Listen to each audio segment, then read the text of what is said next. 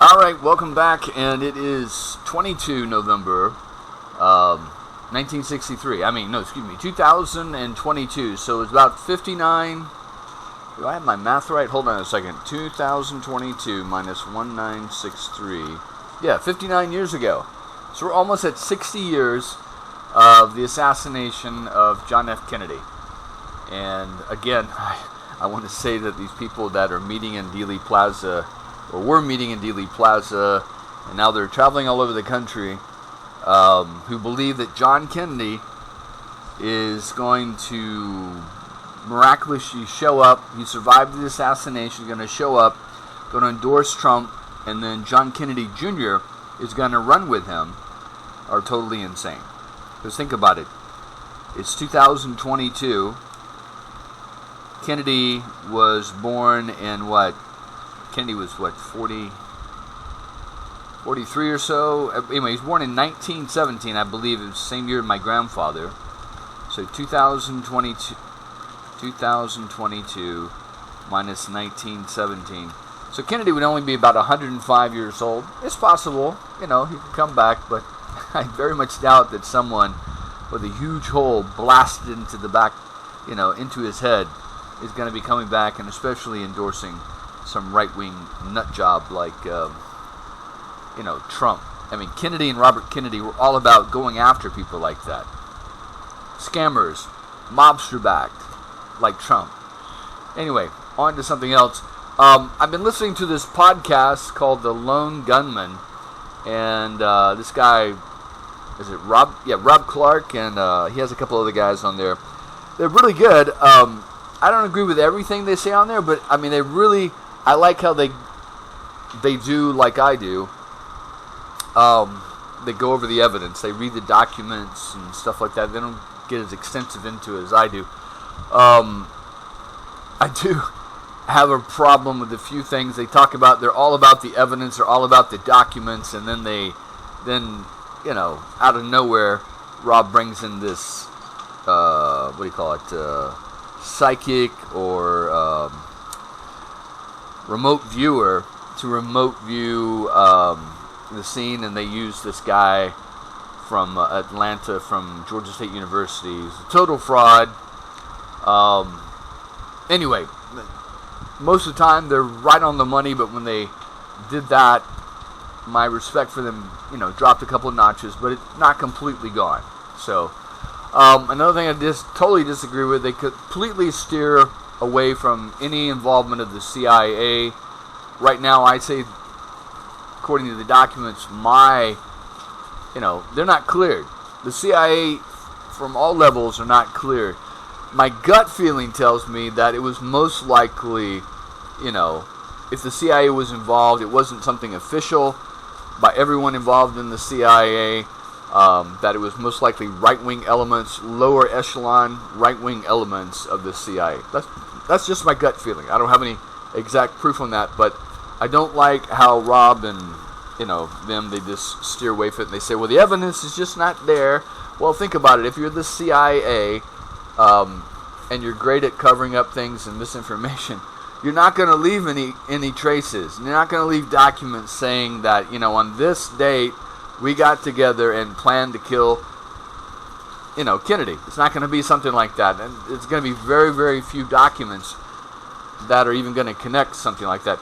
People all meeting in the same city, or travel plans or reimbursements for traveling to the same city and stuff like that. They're just not going to leave a paper trail. We're talking about the CIA here. They're very professional. It's going to be word of mouth. And, when you think about it in your own life, if you did something, just say something completely innocent. Say you were going to schedule a birthday party for someone. Okay? 10 years later, would people be able to go back and find documents proving that you got together with your wife? Say it's a surprise birthday party for your dad or something. But 10 years later, are historians going to be able to go back and pull documents and evidence showing that you got together with your wife and secretly planned a surprise birthday party for your father? No, they're not going to be able to. Things like that, they're going to be word of mouth. Same thing here, especially when there's, evidence of guilt. People are not going to leave paperwork and evidence, like that sitting around. If they do have anything, it's going to be destroyed. They kill people. Why not kill documents? Anyway, but from, now I just forgot. Does he go by Rob Clark or Bob Clark? I think he likes Rob Clark. Okay, there's Rob Clark. Besides that, he's really good. Like I said, well, actually, there's three things. There's, this remote viewing thing I didn't agree with. Steering away from the CIA and any involvement. And then he has like these personal beefs with these other people that they go on and on about, which I just don't get it. I mean, why waste valuable time when you could be discussing documents and evidence, talking about some personal beef you have with someone that you disagree with? It just doesn't make any sense. Save it for the chat rooms, whatever. But that's the three things. But everything else is right on the money. I've learned a lot by listening to them. I write down. I have a pen and paper. Every time I listen to them, I have pen and paper to write down names. And then you can't see this, but above here, I have about 20 tabs, maybe 30 tabs of just running stuff that I'm reading, documents. I read through everything. And so when they say something like, I never even heard of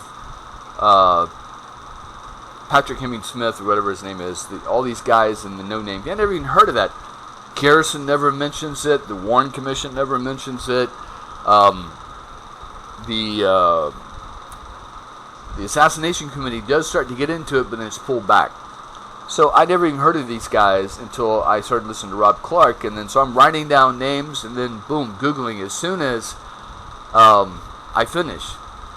And then I'm reading through all the documents related to those men, and it's very, very obvious that this group, Interpen and No Name Key Group, these white guys, these neo-Nazis, right-wing guys, who were training these Cubans, and some work for the CIA, some claim to be working for the CIA, some were working just on their own. They were seriously somehow involved in this assassination. It's very, very clear. But anyway, we'll get into that later. But not that there weren't other elements. You may have CIA, right-wing elements of the CIA that were, and military that were assisting them. Maybe elements of the mafia that were assisting them and also doing their own things. As we see, like with Ruby, there were right-wing elements with the oil guys in Texas. And under Johnson and things like that. So there's all these different groups. But I'd say if there's a point to the spear that killed Kennedy, it was the spearhead was members of this group from Interpen or No Name Key. I would say from everything I've read the last year, that seems to be where a lot of it lies right there. Could be wrong. I'm always open to being wrong. But that seems to be those things. And the reason I'm saying this is I never knew about any of this. I was a big Garrison fan, following him, JFK movie, and never even heard of Patrick. I can't remember his name right now, but I've got it all written down. Patrick Hemming, I never even heard about him until I started listening to Rob Clark. So Rob Clark's really good at introducing documents and information I've never even heard of. He'll pull stuff out of his ass that I will, what? Where did you get that? Wow, that's fascinating. Like he just did one just recently about, God, I can't remember the lady's name, but she was in employment,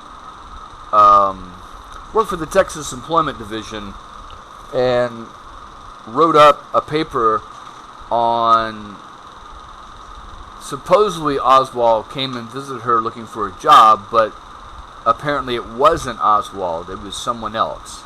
this Crayford guy. I never even heard of Crayford until I started listening to Rob Clark. And Crayford was like associated with Ruby, and he looked very similar, supposedly to Oswald. So it could be Crayford that was the one that's running around that everyone's seeing, at the shooting range, hitting the other guy's target, saying, "Oh, I thought I was that darn Kennedy," getting in the car at the Ford place and taking the speedy test run, saying, "Oh, I'm going to be back. I'm going to have some money in about a week or so," and things like that. So it could be this other guy that was impersonating Oswald. But I learned all this from Rob Clark. But also from that, I learned about this group called the DealeyPlazaUK.com. And again, I don't always agree with them about everything, especially about their prayer man, thing. They're really big on the prayer man, which I totally disagree with, but they got some good stuff, especially these pictures. I mean, God almighty, look at these pictures. This is amazing. Look at that. I was going over that. I pulled that from the internet. But see, that gives you the lineup there. And I believe Johnson is in this car back here. But look how clear that is. You can see, the people in the doorway. You see clearly the motorcycle cop is looking to his left. He knows something's up with Kennedy. You see Kennedy's arm is up as he gets shot in the neck there. You see Jackie's glove, white glove, holding his arm, trying to figure out what's going on. You see the two agents, Secret Service agents here. They're beamed in on Kennedy. They know something's going on. You've got Clint Hill. He knows something's going on because he's looking right at it. The other agents have heard the gunshots from behind. They're looking behind. These cops here know something's going on, and they're looking.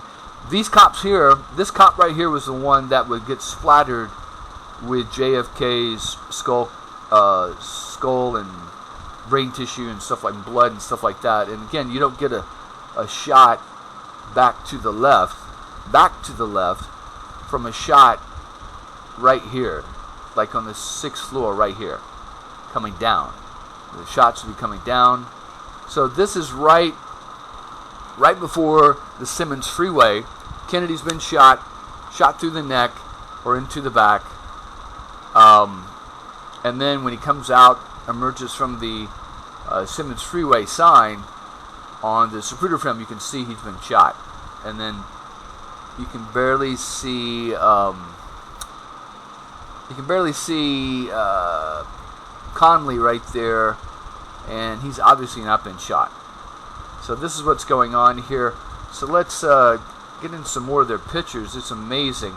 I'm just mentioning briefly. I'm gonna keep them and go over them much later as I go over other websites. But just wanted to mention these guys. You definitely want to head to this site. Here's another great one. This is obviously after the assassination, so you can see where the Simmons Freeway sign is right there. Okay, this is probably within a couple of minutes after the assassination, because see, there's people gathered over here. Looks like they're. This may be a memorial, like a year later or something. But there's the Simmons Freeway sign. It's been taken down, and it gives you a really good perspective of what Zapruder's view would have been. But it would be more back, though. Yeah, that's a good one. I like that one. And then again, you can see that jail up here. This is where the county jail was, and this is where some of those men saw the shooters from the jail. This is a really good one. Gives you a perspective of where everything's at. Now, see, Zapruder would be here on the pedestal, and there's there's the other two witnesses past the Simmons Freeway sign, and this is where the kill shot is right here.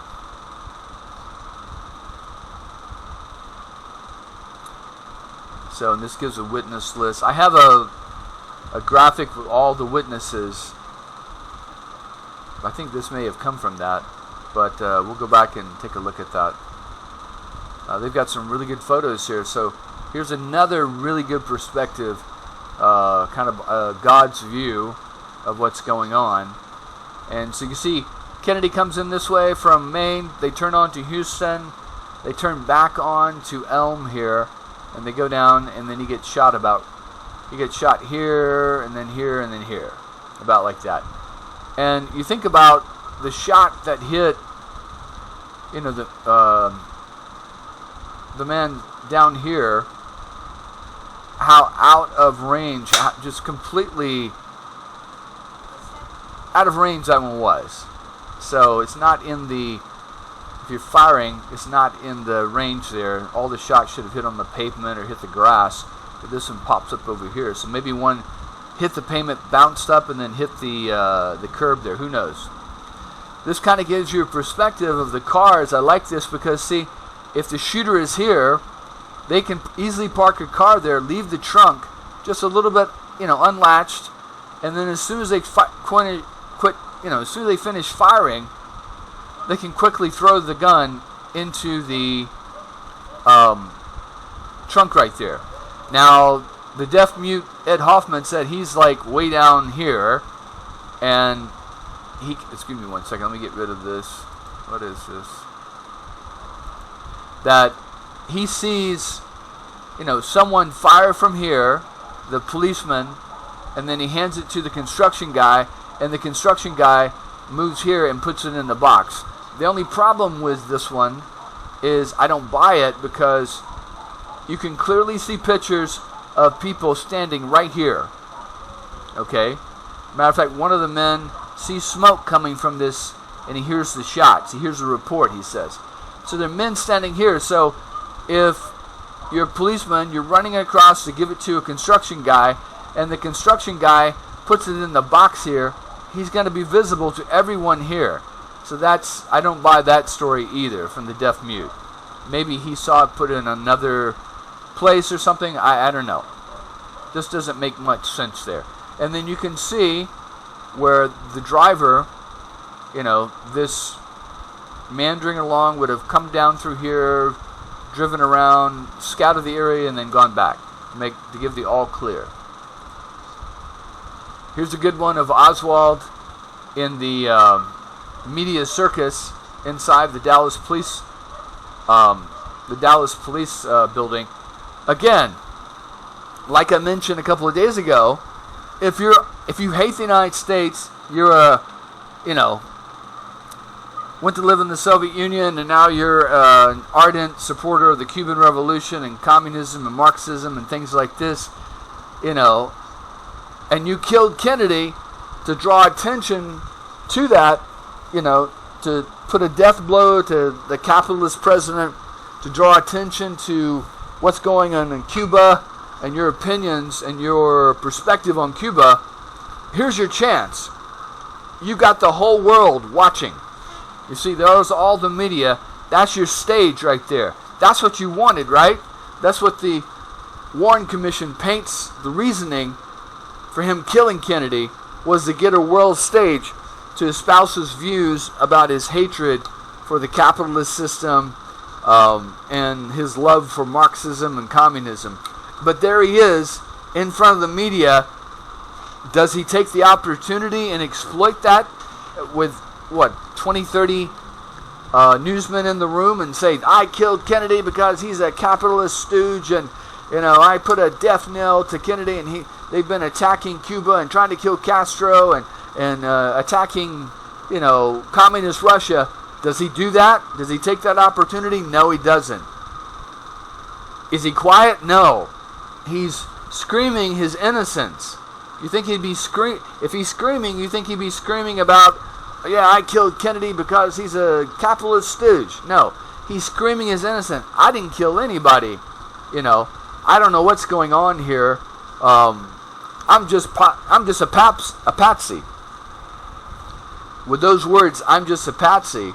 If he just said all the other things, I don't know what's going on, I don't know why I'm under arrest, then I would think he would have no perspective of what's going on for real, and didn't know anything about the assassination.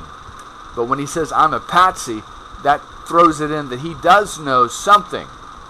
Whether he was trying to stop the assassination, or maybe he was part of the assassination here, um,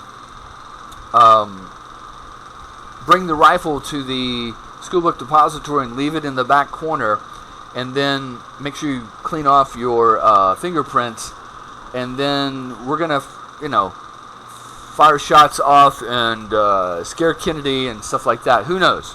Who knows what? But he obviously knows something, because then he immediately, after the shooting, leaves the schoolbook depository. Well, first he goes up, try to meet with Ruby, with what I'm thinking, and then he goes back and gets his gun. So he knows something went wrong, whether he's in on the plot, whether he tried to warn him about the plot, whatever his real perspective is, his role, we don't know. But this is a really, really great, clear photo that you can really see what's going on. But like I said, again, I don't know how much to emphasize this. If he is what the Warren Commission says, a Marxist, communist, revolutionary, trying to get attention to the cause and have his opportunity, here it is. And what does he do? He doesn't espouse, his love for Castro. He doesn't espouse his love for the revolution. He says, I'm innocent. I don't know what's going on here. Does he chicken out? Well, if you've been caught like that, you might as well spill the beans, because they got you. You might as well say what you are there for. But anyway, the Warren Commission's argument doesn't hold up.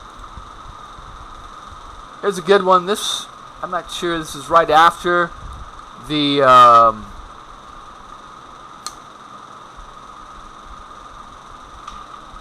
I'm not sure if this is this must be right after the assassination, because you can see the police cars right here, and then this whole area has been cleared out. But it gives you another good perspective. Here's the Simmons Freeway sign, okay? And then, like I said, I don't buy the shooter is right here, because this is where the pedestal where Zapruder is standing. So I think the shooter is going to be over here, and he's firing at Kennedy like this. But it gives you a really good perspective of what's going on there. Let's see, here's another one. There's a good model there. Let's see. There's another one. This is an earlier photo, it looks like, because you see how the cars they're going in the wrong direction. And it looks like they're more, let's see, hold on.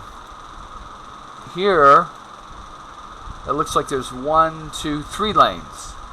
And here, there's 1, 2, 3, 4 lanes. So you've got 1, 2 lanes going that way, 2 lanes going this way. So this must have been earlier, maybe in the 50s, when they had it going both ways, and then they changed it up. But it gives you, again, another good perspective. Here, this is the pedestal that Zapruder would be sitting on. This would have been the grassy knoll where the shooter would be firing from. And of course, you can see the signs are missing here. There's another good perspective. I believe this is like a memorial, because you see that Simmons Freeway sign, it's got some kind of additional extension on it. So that would have happened after the assassination. But again, it gives you good perspective. If you're up in the Dowtex building, it's a real clear, easy shot. You got the whole plaza open up to you. And then you got another one here. Really clear view down here. There's another good photo. I think this is actually taken from a video. And again, you see, I think this is Gail Newman. Gail, and I forget his name. We'll go over their statements later. And he's on top of his child here. And see, there's still people down on the ground here. See, this is Marianne Moorman, and maybe the Babushka lady. Maybe this is, that's the Babushka lady. There's Marianne Moorman. So this is within a few seconds. Okay? The men that were on the stairs here, they've rushed back up to here. The policeman, see how he's rushing towards the grassy knoll. Okay, Kennedy was shot about right here. The other shot where he got shot in the neck would have been here. So if the shooter's up here, he's firing over these people. It's not, these people aren't dodging, aren't ducking on the ground because the shots are coming from the 6th floor.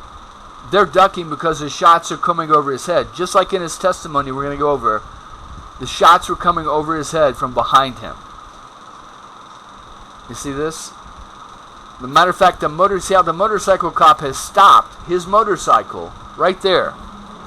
And he's going to turn and run that way. This motorcycle, I believe, goes up to about right here. You see the policeman is running towards the grassy knoll. Eventually hundreds of people will be running towards the grassy knoll. That's a good photo right there. Again, you see how here's the Simmons Freeway sign. Here's the umbrella man. Here's the dark-skinned man, and he has looks like some kind of earpiece. And then when he stands up, you can see there's some kind of device he has there, like a walkie-talkie. Okay, these newsmen have jumped out of the press car that was following along. You can see. Hold on a second.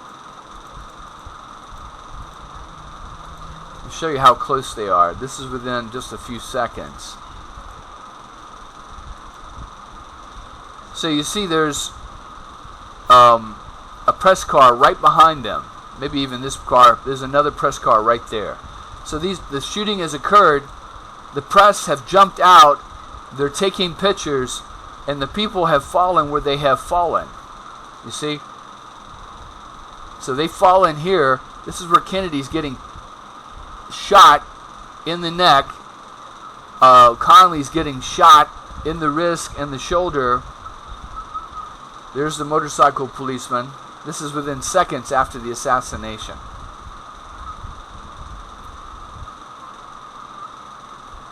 I always wondered about this guy back here in the shadows. If maybe he was one of the gunmen just casually walking away.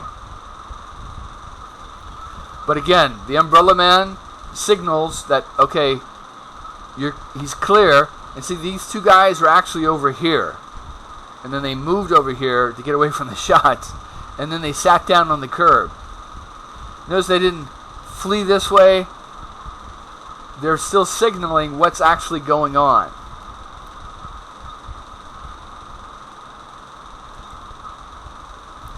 Here's another good one. You see, again, here's the Simmons Freeway sign. Here's the radio man, Hispanic guy. There's the umbrella guy. See, they're on the other side of the Simmons Freeway sign, which is right there. They would have been right here. They've moved back this way to get out of the line of fire. It's another good close-up shot. It looks like Kennedy, let's see, he's either shot or about to be shot. You can see how the umbrella guy has his umbrella open. This is going to let the picket fence shooter know that there he is. He's just about to pass the sign. Start firing. And notice there's hardly anyone else except Bill and Gail Newman right here. And then they fall back down.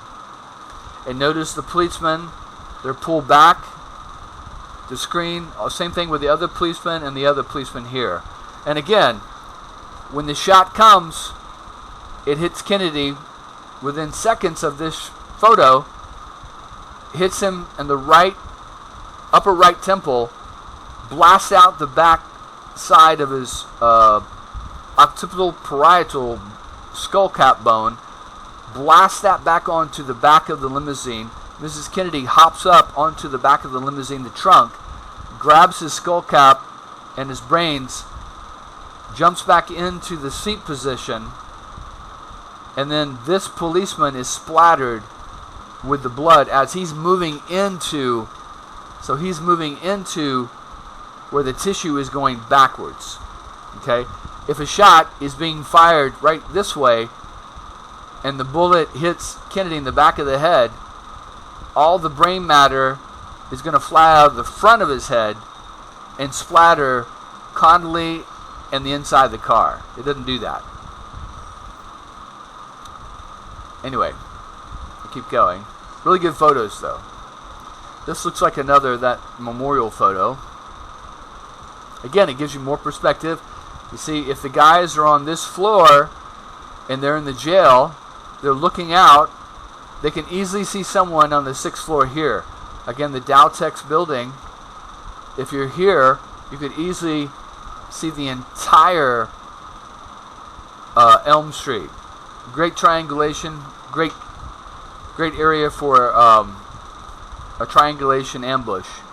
This photo's within minutes of the assassination. Look, everyone's looking this way. See, people are starting to run this way because that's where the action's at, okay? Maybe they see people fleeing. Maybe they heard shots coming from that area. No one's fleeing back this way. They're all looking in that direction. Why? Was it just echoes? You can't chase an echo.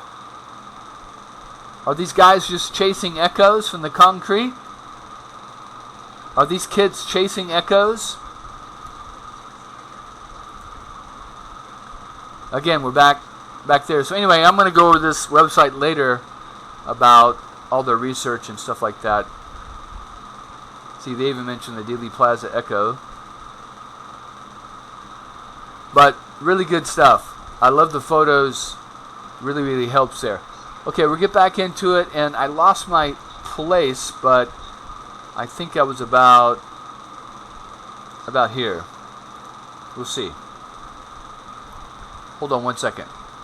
Alright, so it's about approximately right here, and we'll just get going and listen to it. Of the presidential motorcade. Deputy Sheriff Jim Ramsey, standing near Craig, remarks, Maybe somebody will shoot the son of a bitch. 12:17 p.m., November 22nd, 1963. A young man described as wearing Green Army fatigue suddenly collapses at 100 North Houston Street near the front door of the Texas School Book Depository. He apparently is suffering some sort of seizure. And again, he doesn't mention it here, but the description of this man is dark skin, like Hispanic, Negro, light skinned Negro or dark skinned Hispanic wearing army fatigues. Again, it seems to me just by, common sense that this is the support, the Cuban support from the anti-Castro Cubans. Okay, so you got the white shooters, you got the white men, that are running around, that are part of the Interpin and No Name Key, and then you have a few Hispanics that are there that are assisting in various ways. So, there's probably, all in all, I would probably say people that were participating and that were in Dallas specifically for the assassination, at least 100, at least. Some may be performing duties that they may not realize had anything to do with the assassination. So they may not be on the inner circle knowing that Kennedy was going to be shot, but, why don't you go here, we'll give you $50 to fake an epileptic seizure, and then, once the ambulance takes you away, you can leave the hospital. Stuff like that. And, things like this do happen. People get used. Like I said, when I was in the military, I was given orders, go here, go there, take this file here, have this person sign for it, and then bring it back. And I didn't know anything about what any of that was. We're just told to do it. And that, being a good soldier, that's what you do. You do what you're told. So, again, like I said, I would say at least 100 people were involved immediately in the assassination in that area. And they're all mixed in the crowd, mixed in the buildings. Think about it, you got 3 teams, 3 men. That's 9 men right there. You're going to have at least 2 vans or 2 escape cars. You got to have a vehicle big enough to carry 3, 4 men and equipment. So maybe a van, maybe a station wagon or something like that. A Rambler station wagon, matter of fact. So you're going to have a driver. So that's 1, 2, that's 9, 10, 11 guys. You got the epileptic, that's 12. You got, the 3 cars circling around inside the parking lot. That's 3 more. That's 15 right there. You're going to have people along the route with radio devices. Plus, you got Umbrella Man, you got the Cuban right there with radio devices. So that's close to 20, 30 people. Then you've got people running safe houses, escape planes. There's probably another team at the Trade Mart, maybe another assassination team at Parkland. They're covering their bases, okay? So if you've got 20, 30 guys just at Dallas, you probably got another 20 guys at the Trade Mart, another 20 guys at the Parkland Hospital. And you think about it, with these shooters and assassination guys, they're going to have 1 or 2 guys. They're going to have machine guns. They're going to have pistols. And they're going to have drivers. Okay? And so these guys are going to take on the Secret Service, whoever stupid policemen that decide to, intervene if the assassination teams get caught. So I would say an operation like this, close to 100. Maybe not exactly 100, but at least 100, because you're going to have people operating safe houses. You got to get people out there, getting them food, water, bringing guns, ammunition, escape planes, other escape cars. So it wouldn't take much to take Interpin or the no-name key guys that were training to assassinate Castro and use the same operation, instead of infiltrating into Havana with the Cubans, to infiltrate into Dallas with the white guys and take out Kennedy. Just my perspective. All right, keep going.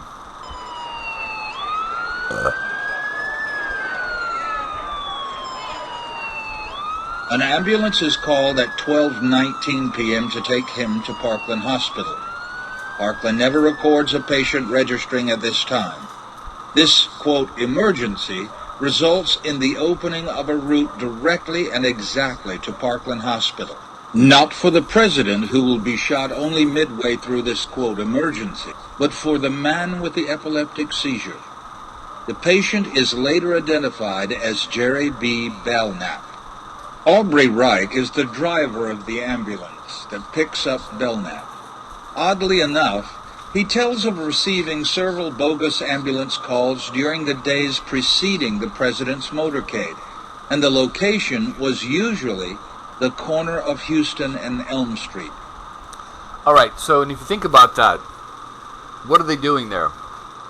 Okay, for one, he was the main ambulance service on call that day. So if they can occupy that ambulance and keep it occupied traveling up the highway back to Parkland, it's not able to come down to Elm and Houston when the assassination occurs and maybe injures officers or maybe even Kennedy, although Kennedy would have been in the limousine. But if Kennedy is out of the limousine somehow, that's one ambulance that's not going to be coming toward him. The bogus calls are defined the timing. How long does it take the ambulance to get there? Okay. All right, so if it takes the ambulance 5-6 minutes to get there, then we don't want to call the ambulance at 12 o'clock. We want to call the ambulance just a few minutes before the president arrives to cause a distraction. People are looking that way.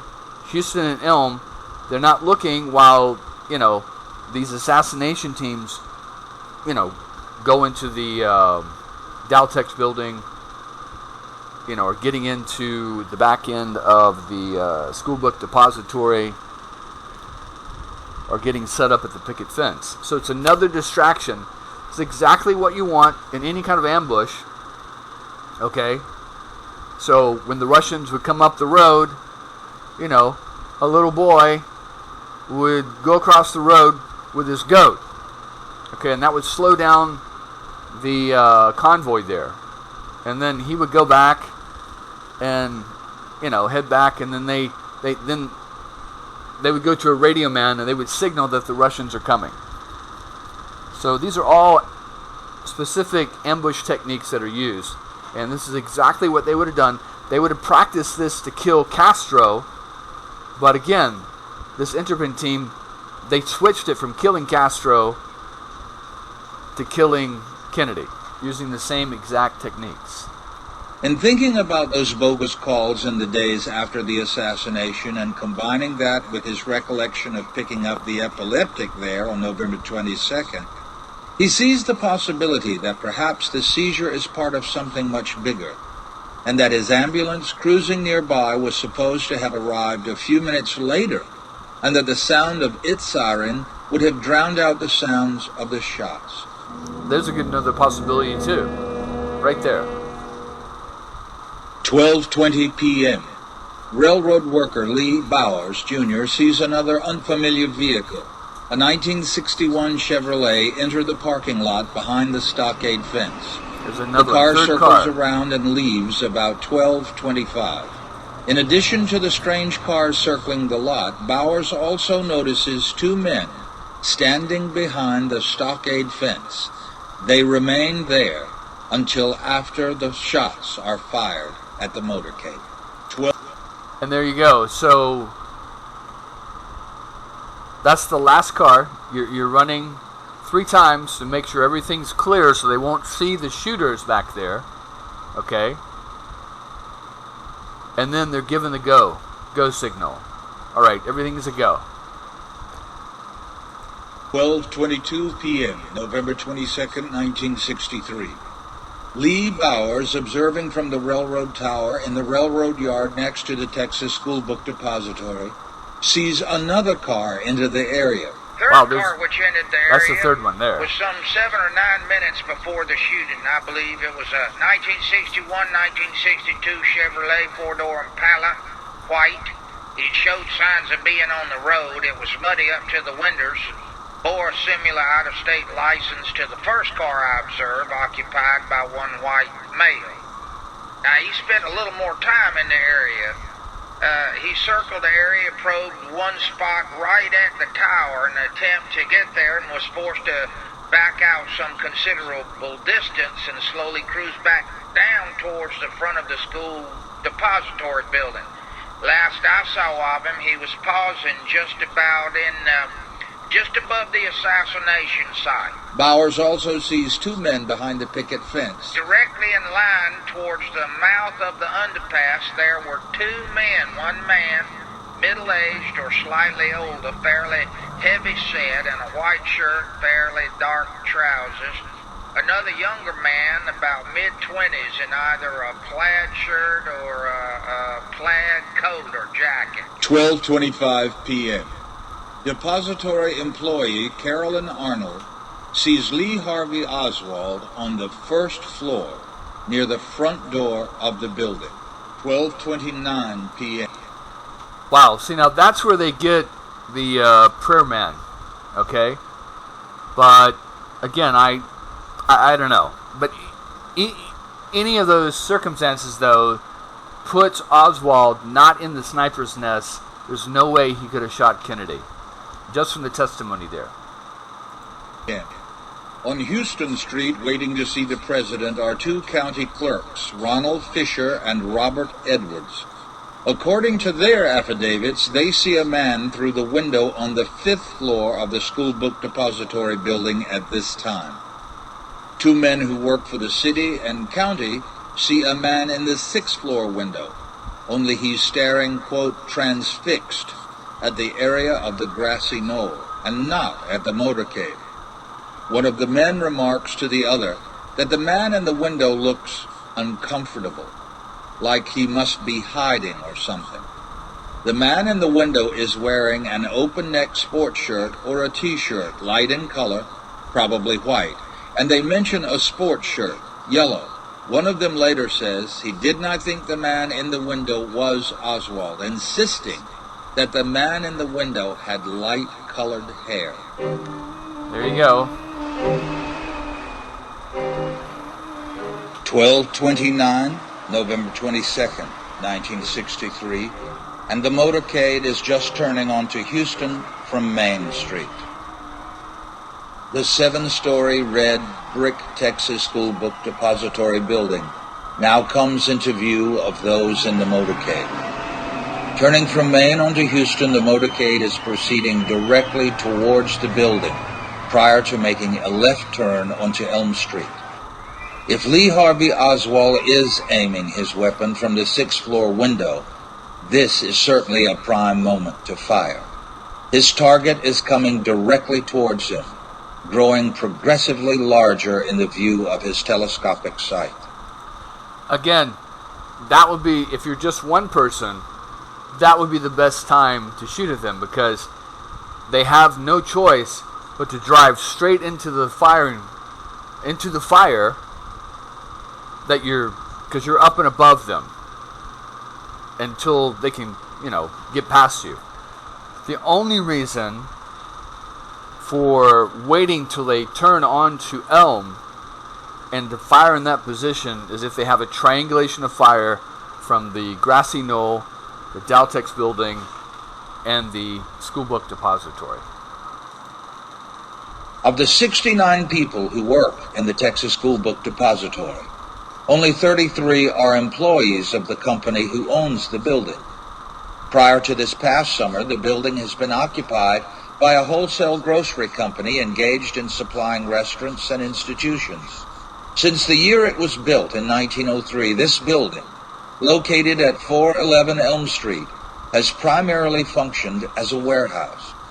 In order to make it more suitable as an office building, extensive and very costly modifications are now underway inside. Though the building is 7 stories tall, the inside passenger elevator recently installed only goes as high as the 4th floor. The machinery for lifting it is on the 5th floor. When the passenger elevator became operational, the stairway in the northwest corner was closed off in lieu of repairs. No one is allowed to use it. The nature of the repairs on the stairway remains unknown, although they are not the kind that will prevent heavy use of the stairs later this day. The installation of an elevator which only goes up to the 4th floor, followed by the closure of the northwest stairway, creates a situation which makes the upper floors effectively off limits to everyone except those who are assigned warehouse duties. Several witnesses will see a gunman on the 5th floor of this building.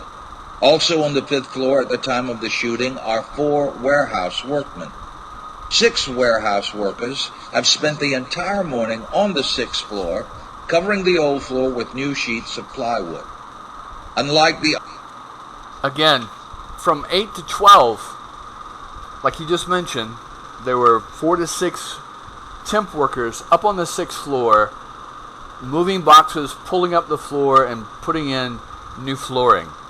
If Oswald was going to fire from that position, he would have had to immediately go there and risk being caught carrying the rifle, and then if he wasn't caught, then when he left the rifle to come back to with his sniper's nest, he's risking someone discovering the rifle in the 4.5 hours before the assassination.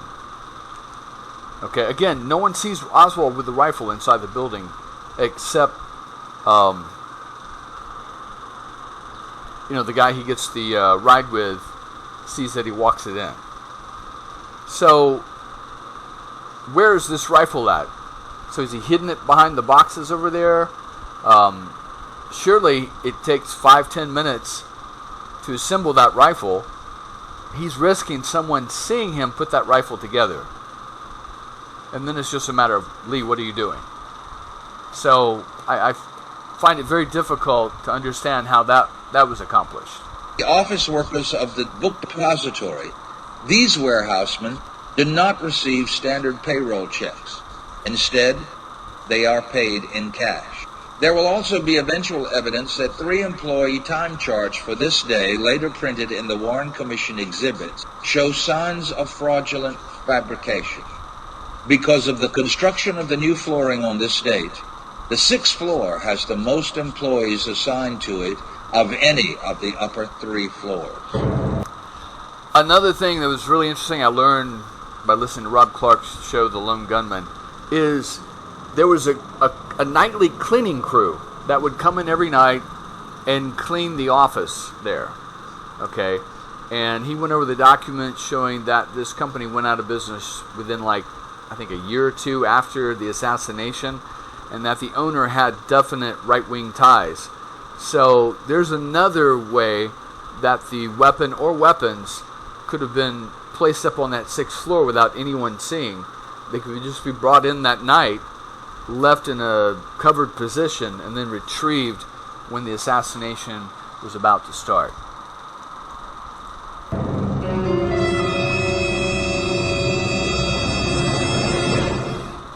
Geneva Hine, the only employee in the Texas School Book Depository's 2nd floor offices, observes the electrical power and telephone system go dead. The Warren Commission will not question a single Texas School Book Depository employee, including building manager Roy Truly, about the mysterious interruption of electric or telephone service, nor will they ask the location of the electric and telephone service panels.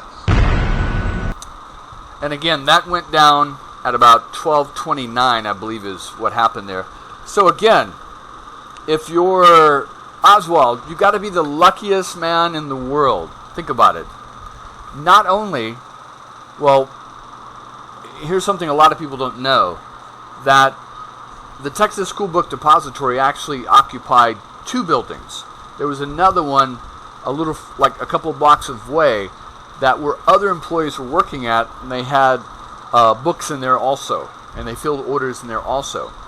So think about it. If you're Oswald, how lucky you must be that in your first day in the job, they assign you to the same building instead of across the street and down the street, out of view of Dealey Plaza. They could have assigned Oswald, like they did many of the other attempts, to go work in that warehouse. But what do? They assign him to the building where Kennedy would be passing by. Think about how lucky Oswald is. I mean, think about how unlucky Kennedy is, because if Oswald had been assigned to the other warehouse, none of this would have happened. Okay? So it's very interesting, that one thing there. And then also, think about how lucky Oswald is to do this assassination. He gets assigned to the same building that Kennedy is going to be going by a month and a half later. I mean, not only is Oswald crazy, but he's also a psychic. He knows that Kennedy's going to be passing by his window in the building he's working at, somehow. Luckily, also, all the telephone and electrical systems are shut down. That means the elevator is shut down. That means no one can go up on the elevator up to any of the floors. Like, the police can't race up. You'll read testimony where Truly and the other policemen tried to use the elevator first, but it wasn't working because the power was out. The telephone service was shut down. Also, it must have come back on shortly after, because one of the girls says she comes down and she tries to use the phone after the assassination, but all of them are down. But within a couple of minutes, it's back up, and she can hear a girl in another office using the phone. But again, think about how lucky Oswald is that, the entire electrical service and the phone service has gone down in your building. That prevents or slows or delays people from contacting the police that, hey, there's a guy here with a gun, or whatever the situation is. Also, think about how lucky Oswald is. The entire phone system in all of Washington, D.C. goes down at the exact same time of the assassination in Washington, D.C. You got half the cabinet in an airplane flying towards Asia. I mean, these people didn't leave anything to chance. And what that tells you is there's higher elements than just a bunch of right-wing Nazis who had a hard-on to kill Kennedy because of the Bay of Pigs, okay? that tells you there's other elements involved, much higher elements, in the military, in the CIA, in order to arrange for half the cabinet to be on a plane that was probably loaded with a bomb of some kind, because if, things went wrong, they could take out half the cabinet and stage a coup of some kind, just in case. And that's the thing you want to understand about military circumstances and military ambushes and military operations. You always want to have, you got a plan A, which is what you want to happen, but shit always goes wrong, and there's always a plan B, C, and D. Okay? Oswald was never supposed to have left the building. Okay? Oswald was supposed to have gotten caught right there, or shot. Then when Oswald ended up in the Texas theater, he was supposed to have been eliminated there also. That would have been like plan C. When that didn't occur, there was a whole group of people protecting Oswald. Then you had your plan D, which was Ruby. So they covered all the bases, didn't leave anything to chance. Okay? But when you have things like the electrical power, the telephone service goes out in the school book depository building right at the same time of the assassination. You got this guy having the epileptic seizure just minutes before the assassination, right at the same corner. Okay? You've got these three cars circling the back lot behind the grassy knoll. You've got half the cabinet in the air passed out of Hawaii. You've got the telephone service goes out in all of Washington, D.C. to prevent any kind of communication back and forth. That tells you that this just wasn't just some lone crazed Marxist revolutionary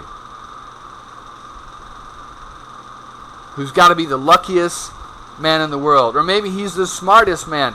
Maybe, he arranged for the phone service to go out in all of Washington, D.C. somehow. Maybe he arranged for all the telephone service and electrical service to go out in the building somehow. Maybe he arranged for the half the cabinet to be in the air past Hawaii somehow. How would it be possible for a guy that's stacking books for $1 something an hour to do such things? To reduce the president's protection by making sure the bubble wasn't on the limousine, to making sure that Secret Service agents were pulled back away from the president's car, to making sure that the motorcycles officers that were supposed to ride along in front and beside the president were removed, making sure that people stopped viewing the president at the Simmons Freeway sign where the Umbrella Man and the Cuban with the radio equipment were sitting or standing, that gave the grassy knoll shooter a clear shot at the president. Oswald's a genius. He's a fucking genius, right? He's psychic. He has magical powers. And then when he goes through all that trouble to do all those things, to espouse, put a blow to capitalism and kill their president, their leader, and, stop the attacks on Cuba and save the Cuban Revolution and save communism, what does he do? He chokes. He has the world stage, 20, 30 men. Matter of fact, let's go back to it again. Let's see. Right there. That's his opportunity. That's his stage. 20, 30 newsmen in the stage from all over the world. If you think if you think he's gonna shoot the president as a revolutionary and espouse his revolutionary views that, I killed Kennedy, that capitalist son of a bitch been trying to kill Castro, so I got him first. As a death knell to capitalism. And the first death knell of the Marxist revolution in America. Okay? He's gone through all this thing, all these troubles, and he's accomplished his mission. But does he espouse these views? This is why I did it. No. I'm just a patsy.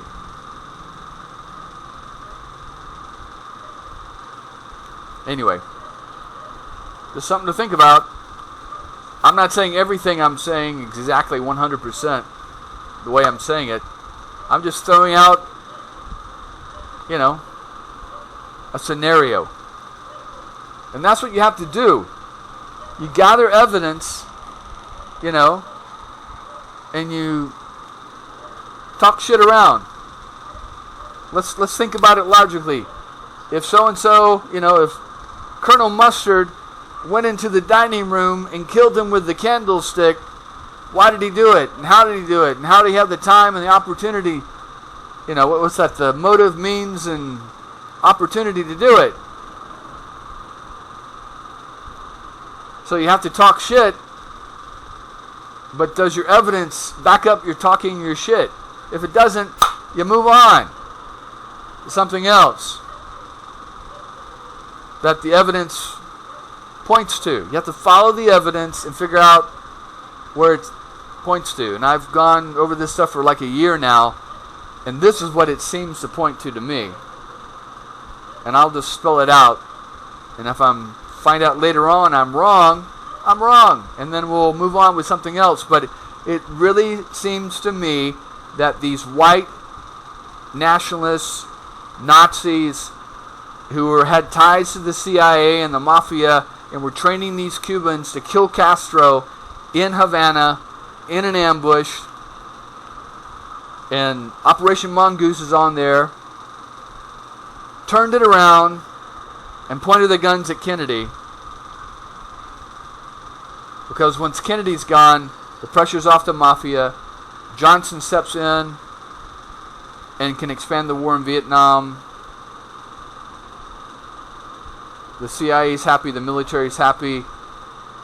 The old depletion allowance is not going away, so the Texas billionaires are happy. Kennedy's dead, so Johnson, the foot's off the gas and going after the Mafia and the trade unionists and everything else. It all solves in one big Carcano 7.62 shot, whatever it was. But again, like I said, if Oswald is the revolutionary, the Marxist revolutionary, he had his opportunity right there. There it is. Espouse your views. This is why I did it. I know I'm gonna go to jail, get the death penalty for killing the president, so this is why I did it. Okay? Kennedy had to die because he was going after Castro and he was taking on the Soviet Union, and I think that way of life is the best. So I put a death knell to capitalism. But no, does he do it? No, he doesn't. And I don't know how many times I got to scream this, but it just doesn't make any fucking sense. When you read the Warren Report, and this is their theory. He's a loner, he's a nut. He's a revolutionary. Even Johnson didn't buy it. The reason why Johnson didn't buy it, because he knew if they pushed the gas on that people would want to invade Cuba and go after the Soviet Union for killing their president. They sent a guy to kill him, and it worked. So we're going to come after Cuba. Just like on 9/11, they sent planes into the towers there, and then we went after him in Afghanistan. So anyway, again, doesn't make any sense what the Warren Commission said. They're selling bullshit. They were selling, okay, there's nobody else involved. It ends with Oswald. I mean, look at that face. Look at that guy. That's somebody overwhelmed. Like, oh, fuck. They snookered me. I thought I was snookering them, and they snookered me. I was trying to infiltrate them, working for O&I or the FBI, into these right-wing groups, and they turned it around and fucked me over good. Look at that guy. That guy looks dejected. Like, oh, fuck. Oh, my God. I can't believe this shit. Here I'm trying to help Kennedy. I send them the warning, and they turn it around and fuck me. That's that look that Oswald has on his face right now. It's not a look of, yeah, I'm a revolutionary and I killed that son of a bitch. It's a, oh, fuck. I'm a patsy. These motherfuckers, I thought I had them fooled, and they were playing me the whole time, and they turned it around and fucked me over. And pinned it all on me. And he's thinking, click, click, click. I'm going to spill the beans. I'm going to tell the government, the prosecutor, everything, the media. But I'm going to wait a while, just a little bit, to see where this goes. Because I know I didn't kill him. I was in the second room lunchroom drinking a Coke and eating my lunch. Well, wow. They really got me good, didn't they? Anyway, good night. We'll end there. Just something to think about.